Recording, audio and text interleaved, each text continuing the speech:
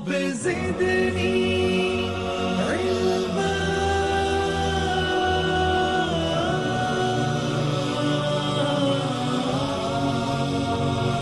رب زدني علما.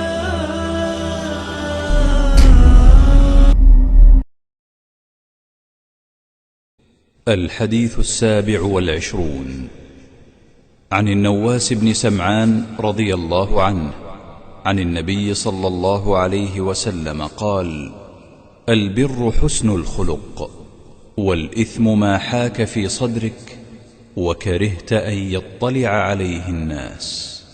رواه مسلم. وعن وابصة بن معبد رضي الله عنه قال: أتيت رسول الله صلى الله عليه وسلم فقال: جئت تسأل عن البر؟ قلت: نعم. فقال: استفت قلبك. البر ما اطمأنت إليه النفس واطمأن إليه القلب، والإثم ما حاك في النفس وتردد في الصدر، وإن أفتاك الناس وأفتوك. حديث حسن رويناه في مسندي الإمامين أحمد بن حنبل والدارمي بإسناد حسن. الحديث 27 27 حدیث عن النواس بن سمعان اور سمعان دونوں، سمعان اور سمعان، عن النواس بن سمعان رضی اللہ عنہ عن النبی صلی اللہ علیہ وسلم قال: البر حسن الخلق، والإثم ما حاك في نفسك وكرهت أن يطلع عليه الناس. ليس البر أن تولوا وجوهكم قبل المشرق والمغرب ولكن البر من آمن بالله واليوم الآخر. اور اللہ تعالیٰ کہتے ہیں: تعاونوا على البر والتقوى ولا تعاونوا على الإثم والعدوان. تو بر کو ہم جانا چاہیں کیا چیز بر کی ہے؟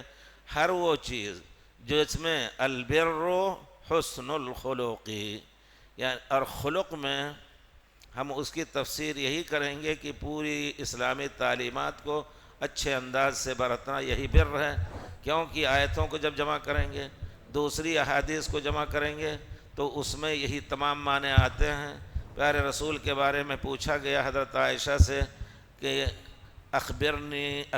اخبرینا عن خلق رسول اللہ، پیارے رسول کے اخلاق کے بارے میں بتائیں. تو حضرت عائشہ نے کہا: اما تقرأ کتاب اللہ، قرآن نہیں پڑھتے ہو؟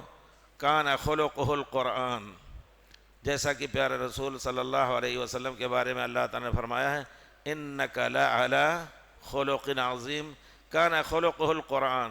قرآن میں جن نیکیوں کا حکم دیا گیا ہے پیارے رسول اس کو برتتے تھے، جن چیزوں سے منع کیا ہے اس سے آپ بعض تو رہتے ہی تھے. اس کا یہ بیان ہمارے ایمان کا ایک جز ہے کہ ہم پیارے رسول کے بارے میں کوئی ایسی بات نہ کہیں کہ آپ ان کو منکرات برتتے تھے ابداً، اور اس کا حکم بھی دیتے تھے.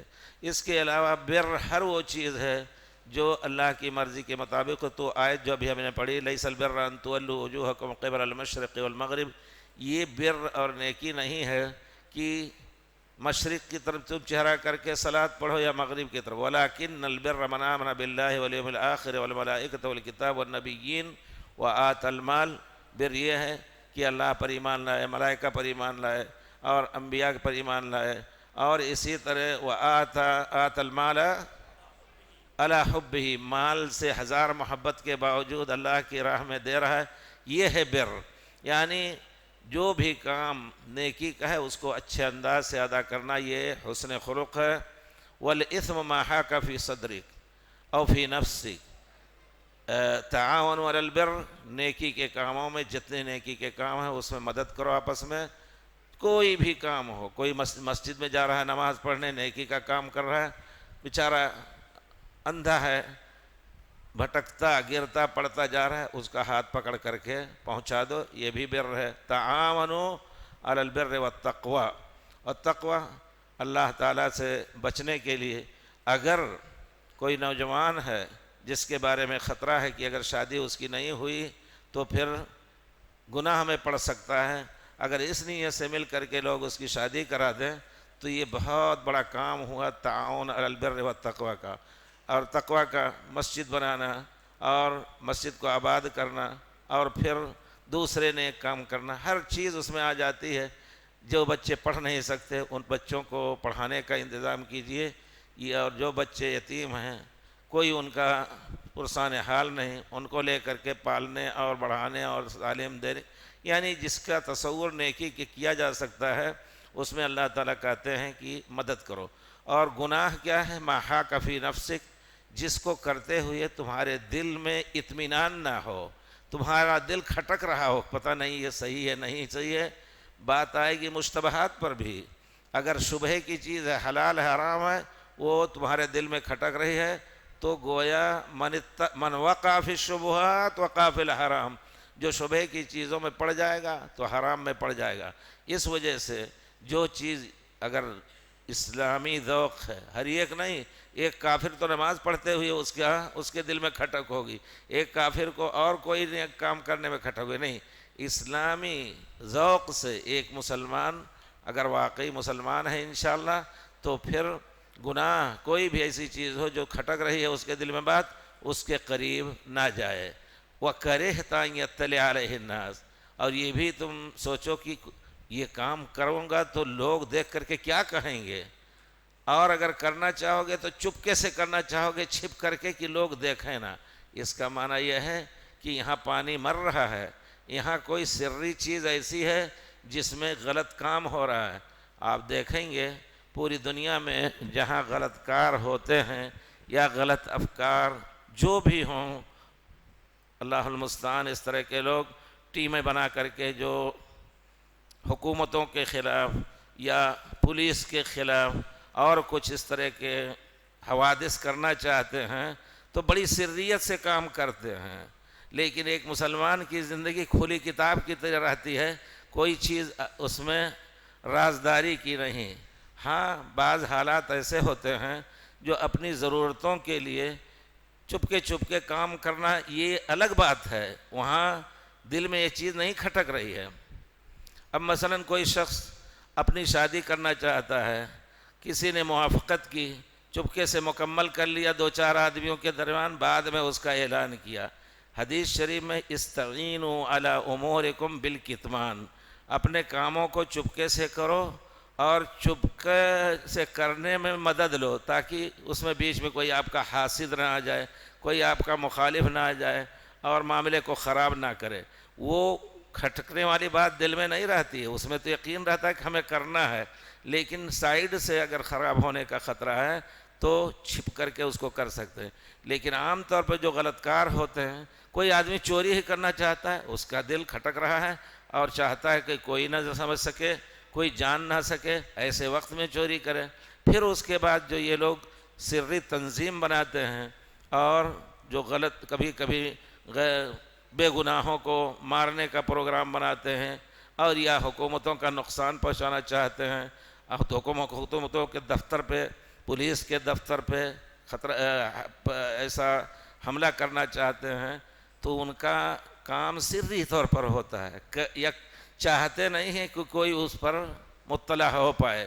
یہ ہے اسم، اس میں کوئی شک نہیں، اس کو اسم کہیں گے، گناہ کہیں گے، اور شریعت میں اس قسم کا کام، اسلامی شریعت میں اس قسم کا کام غلط ہے۔ جہاں آپ کے ساتھ آپ کے پڑوسی اگر امن و امان کے ساتھ رہ رہے ہیں تو ایک مسلمان کو آگے بڑھ کر کے 2 قدم ان کے ساتھ امن و امان کا مظہر پیش کرنا ہے، نہ کہ چھپا کر کے ظاہر میں ان سے پڑوسی سے دوستی کا اظہار کریں اور چپکے سے کوئی غلط ارادہ رکھ کر کے ان کو نقصان پہنچانے کی۔ یہ شرعی چیز نہیں ہے، یقیناً یہ اثم ہے، یہ گناہ ہے، یہ گناہ۔ لیکن اگر کوئی واقعی ہمارے در پہ پڑا ہوا ہے، مسلم ہو یا غیر مسلم ہو، ہمیں اس سے دفاع کا حق ہے کھل کر کے، یا وہاں چھپا کر کے کام کیا جا سکتا ہے جو ہمیں مٹانے کی کوشش کر رہا ہے، ہمیں مارنے کی کوشش کر رہا ہے، تو ہم چھپا کر کے تدبیر کریں گے کہ اس سے بچ لیں۔ لیکن جو آپ کے ساتھ رہ رہا ہے اطمینان سے، ایسے لوگوں کو نشانہ بنانا یہ شرعی چیز نہیں ہے یقیناً۔ وَكَرِهْتَ أَن يَطَّلِعَ عَلَيْهِ النَّاسِ، اور تم چاہو نہیں کہ لوگ اس پر مطلع ہوں، تو یہ گناہ کی بات ہوئی۔ دوسری حدیث میں ہے الاسم ما ترددت به تردد في الصدر والبر ما اطمأنت إليه النفس واطمأن إليه القلب، نیکی کیا ہے کہ پورے اطمینان کے ساتھ تمہارے دل میں یقین ہو کہ یہ کام حلال ہے، یہ کام جائز ہے، بلکہ اس کام میں اللہ تعالیٰ نے اجر کا وعدہ کیا ہے، پورے اطمینان سے اس کو بجا لاؤ۔ یہاں آدمی کو چاہیے کہ یقیناً آدمی اپنے دل کو ڈھونڈتا رہے، دل کا امتحان لیتا رہے، جیسا کہ ابن قیم وغیرہ نے مفتاح دار السعادہ میں بہت اچھے انداز سے یہ چیزیں بیان کی ہیں کہ دل کے مداخل شیطان کو اللہ تعالیٰ نے اتنی طاقت دی ہے کہ رگوں میں گھس کر کے دل کے رگ پر بھی دباؤ ڈالتا ہے۔ اسی کو الوسواس الخناس الذی یوسوس فی صدور الناس، تو آدمی ڈھونڈتا رہے کہ کہیں ایسا نہ ہو کہ وہ گمراہ ہو کر کے نیکی کو برائی سمجھ کر کے، برائی کو نیکی سمجھ کر کے کرنے لگے۔ جی، اور یہ بھی چیز ہے کہ بہت سے لوگ کھل کر کے بعض چیزوں کا فتویٰ دے رہے ہیں، یہ چیز جائز ہے، کوئی بات نہیں، لیکن اگر تمہارے اندر اسلامی اور دینی ذوق ہے، اللہ نے نور دیا ہے دل میں، الصلاۃ نور، صلاۃ وغیرہ انشاءاللہ پڑھ رہے ہیں، تو تمہارے دل میں کھٹکا ہوگا کہ پتہ نہیں یہ چیز صحیح ہے نہیں صحیح ہے، تو پھر اس کو چھوڑ دو اپنے طور پر۔